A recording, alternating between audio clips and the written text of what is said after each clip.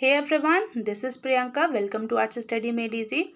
तो after a long break we are resuming our geography series, जिसमें हम आज स्टार्ट करेंगे हमारी क्लास 8 की ज्योग्राफी। ठीक, तो चलिए शुरू करते हैं। तो आज हम स्टार्ट करेंगे हमारे क्लास 8 ज्योग्राफी के चैप्टर नंबर 1 रिसोर्सेज को। इस चैप्टर में हम रिसोर्सेज के बारे में देखेंगे, इनकी डेफिनेशन के बारे में देखेंगे, टाइप्स ऑफ रिसोर्सेज और कैसे इनको कंजर्व करते हैं इसके बारे में पढ़ेंगे। आज हमारा इस चैप्टर का फर्स्ट लेक्चर है। अगर आप हमारे पिछले लेक्चर्स नहीं देखे हैं तो प्लेलिस्ट का लिंक आपको डिस्क्रिप्शन में मिल जाएगा, आप वहां से देख लीजिएगा। हमारी क्लास 6 की एसएसटी पूरी कंप्लीट हो चुकी है और क्लास 7 की चल रही है। तो अगर आप नहीं देखे हैं तो प्लीज़ एक बार चेक कर लीजिएगा। और अगर आपको हमारे लेक्चर्स की पीडीएफ चाहिए तो टेलीग्राम चैनल का लिंक डिस्क्रिप्शन में मिल जाएगा, आप वहाँ से पीडीएफ्स डाउनलोड कर सकते हैं। तो चलिए शुरू करते हैं हमारा आज का लेक्चर।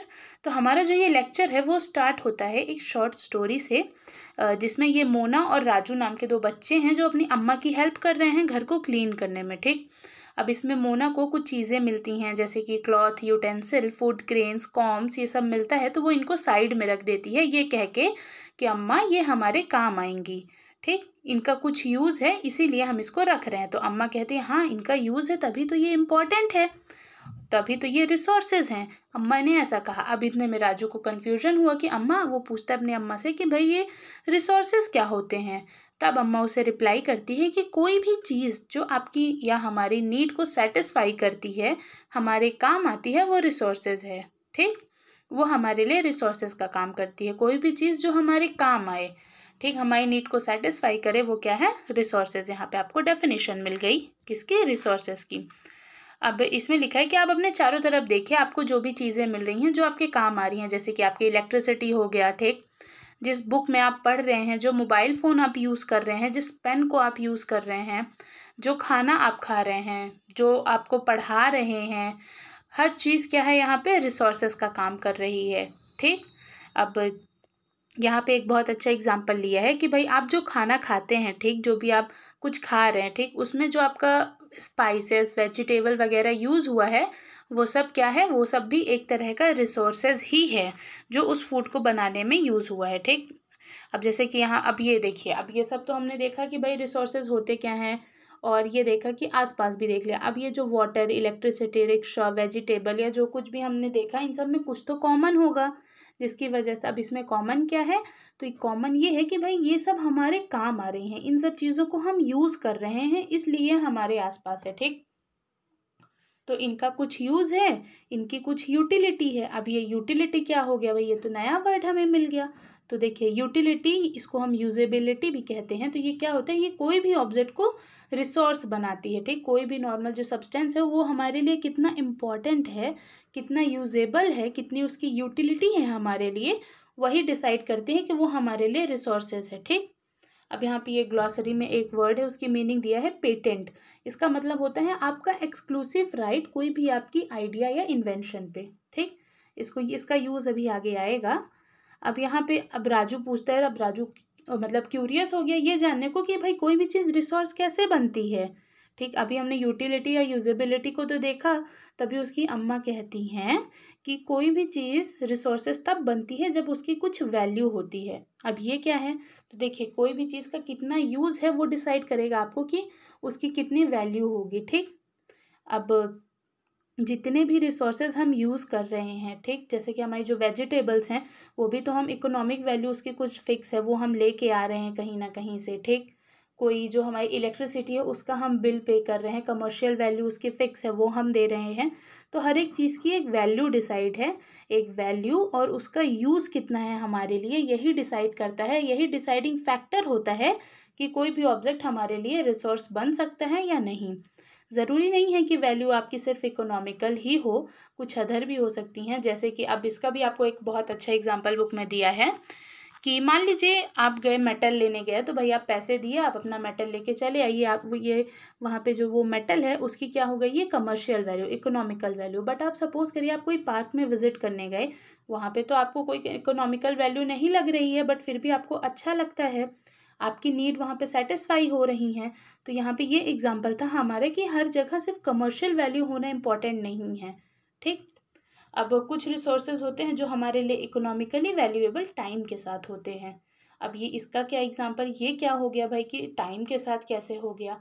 तो देखिए यहाँ पे अगर आपकी मतलब आपके पास मान लीजिए कोई ऐसी रेमेडी है या कोई किसी भी दवाई की कोई एक दवाई सॉरी किसी भी डिजीज़ की एक दवाई है आपकी ग्रैंड मदर के पास, ठीक, वो आपके घर में यूज़ करती हैं। अभी तो उसकी कोई इकोनॉमिक वैल्यू नहीं है, ठीक, बट कल को आप उसे पेटेंट करा के कोई अगर मतलब कोई भी जैसे मेडिकल कंपनी जो होती हैं, अगर मान लीजिए आपकी ग्रैंड मदर की रेमेडी को पेटेंट करा दें और उसको सेल करे, तब वहाँ पे तो उसकी इकोनॉमिक वैल्यू फिक्स हो जाएगी। तो यही चीज़ यहाँ पे बता रहा है कि कुछ चीज़ों की इकोनॉमिक वैल्यू पहले से रहती है, कुछ की इकोनॉमिक वैल्यू नहीं रहती है, बट फिर भी वो हमारी नीड्स को सेटिस्फाई करती हैं, और कुछ चीज़ों की इकोनॉमिक वैल्यू टाइम के साथ डेवलप होती है, ठीक। उसका एग्जाम्पल आपका ये ग्रैंड मदर की होम रेमेडी वाला दिया है। एक और यहाँ पे ग्रॉसरी है जिसमें बता रहा है टेक्नोलॉजी के बारे में कि ये क्या होता है। तो ये application of latest knowledge and skills in doing और मेकिंग थिंग्स, ये कोई भी चीज़ को बनाने या करने में हेल्प करता है, ठीक, लेटेस्ट नॉलेज है ये टेक्नोलॉजी। तो अभी इसका भी आगे यूज़ आएगा। अब यहाँ पे बता रहा है कि भाई टाइम एंड टेक्नोलॉजी ये दो इम्पॉर्टेंट फैक्टर हैं जो कोई भी नॉर्मल सब्सटेंसेस को रिसोर्सेज में कन्वर्ट कर देते हैं। अब इसका कैसे हम यूज़ कर सकते हैं, इसका क्या एग्जाम्पल हो सकता है। देखिए यहाँ पे कह रहा है कि टाइम के साथ साथ और टेक्नोलॉजी को यूज़ करके हम कोई भी नॉर्मल सब्सटेंसेस को एज अ रिसोर्स यूज़ कर सकते हैं, ठीक। अब जैसे इसका हम एक एग्जांपल लेते हैं किसका, वाटर का, चलिए, ठीक। तो पहले क्या होता था, एंशियंट टाइम पे भाई रिवर में वाटर रहता था या तालाब वगैरह में बारिश का पानी भर जाता था, तो लोग उसको जाके फ्री में ले आ देते थे। बट आज की डेट में क्या है, आज की डेट में हम वाटर सप्लाई ले रहे हैं, ठीक, हमारे पास वो बोरवेल है, तो वो सब हमने उसकी टाइम और टेक्नोलॉजी के साथ ही उसकी एक कमर्शियल वैल्यू फिक्स हो गई। अब आप वाटर यूज़ कर रहे हैं तो उसका आप मंथली बिल दे रहे हैं, तो वहाँ पे जो हमारे लिए फ्री चीज़ हुआ करती थी वो आज की डेट में हम उसको पे कर रहे हैं, उसके लिए पे कर रहे हैं। इसके बहुत सारे एग्जांपल हमारी अभी बुक में लिखे हैं, तो अभी हम देखेंगे। अब यहाँ पे जैसे कह रहा है कि टाइम एंड टेक्नोलॉजी के साथ जो भी हम सब्सटेंसेस को रिसोर्स बनाते हैं वो कहीं ना कहीं हमारी नीड्स को ही हमारी नीड्स को ही सेटिस्फाई करते हैं, हमारी लाइफ को ईजी बनाते हैं। अब यहाँ पे कह रहा है कि पीपल जो हैं वो भी खुद एक रिसोर्स ही हैं। अब यहाँ पे इसका क्या एग्जांपल, मान लीजिए आप कोई डॉक्टर के पास गए, वो डॉक्टर तो एक पीपल है, वो पढ़ा लिखा डॉक्टर है, बट उसने जब पढ़ाई की तब ना वो आज वहाँ पे बैठा है और आपकी हेल्प कर रहा है। आप अगर बीमार हैं तो आपकी नीड क्या है कि भाई कोई डॉक्टर हमें ट्रीट करे, वो डॉक्टर आपको करे, तो वहाँ पे वो ह्यूमन जो है, वो डॉक्टर जो है, वो आपके लिए रिसोर्स का काम कर रहा है। तो ज़रूरी नहीं है कि सिर्फ यहाँ पे सब्सटेंसेस की ही बातें हो रही हैं, ह्यूमन भी हमारे लिए एक रिसोर्सेज ही हैं, ठीक।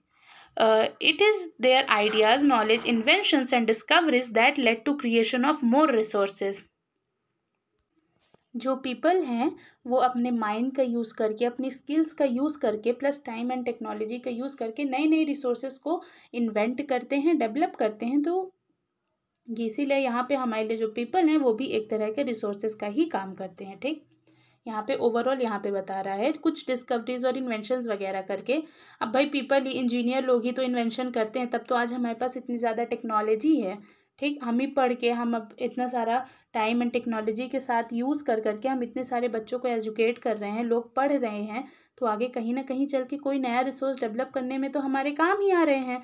तो ओवरऑल यहाँ पे हर एक चीज़ जो भी हमारे काम आ रही है वो क्या है, रिसोर्सेज है।